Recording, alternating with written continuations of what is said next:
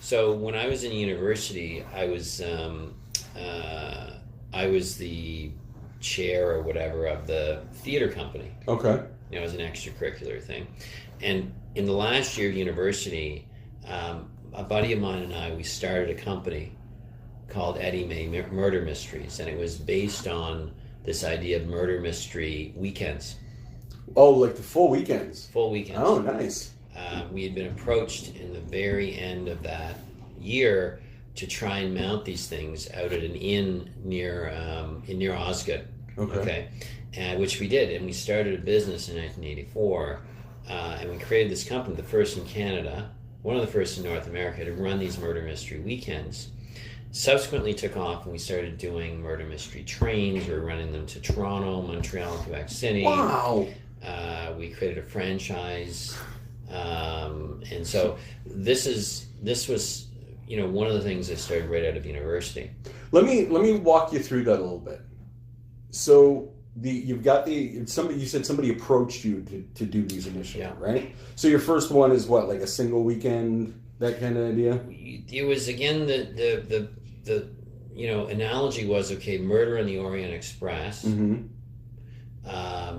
This guy who approached us had just bought an inn out near Osgood, and he was a British professor at Ottawa U, and happened to phone up the Sock and Buskin Theatre Company, and I happened to pick up the phone and said, hey, I've heard about this Murder on the Orient Express, and you do this murder mystery, and you go to a weekend, and Bill Morrison and I, my partner at the time, said, this is amazing. We can do this. So we started writing murder mysteries, dreaming up how we would do it. Right. And that's really what started my whole. And you developed the stories yourself? You didn't just find somewhere where they were not posted online at the time? We just wrote. We came up with, a creative plot, and then figured out, how we would stage it, and because we're in the theater business. Yeah. So it fit right in. Of course. It's incredible. So, where does the idea to start building? Not the idea, but I don't know, for lack of a better term, where do the balls come to take that and be like, no, now we're going to go approach Via, or I'm assuming Via, but whoever the train is, to take it that way? Because it's one thing to have an idea like that walk into the door for you. Yeah. It's another thing to execute it. It's a much different thing to then take that idea and expand on it. Yeah. I think that the impetus for me was that sort of end of that year at Carleton in that summer, I happened to be invited to go to a conference out in Vancouver Island. Okay. And it was being put on by an international group of youth entrepreneurs. Okay. And I met someone through the university who was looking for people with, innovative ideas, and I think the criteria was you had to be under the age of 30.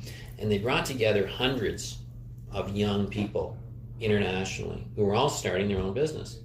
Oh, that's amazing. I'll go out there. How old were you at the time? I would have been 22 years old. Okay. So I went out there, and this really motivated me to meeting all these young people from around the world. Motivated me to say, I can do this. Because you're looking at others and thinking, this isn't that daunting. And I always lived by this motto, and I said, what do I really have to lose? Yep. Right? I don't have anything to begin with. Right?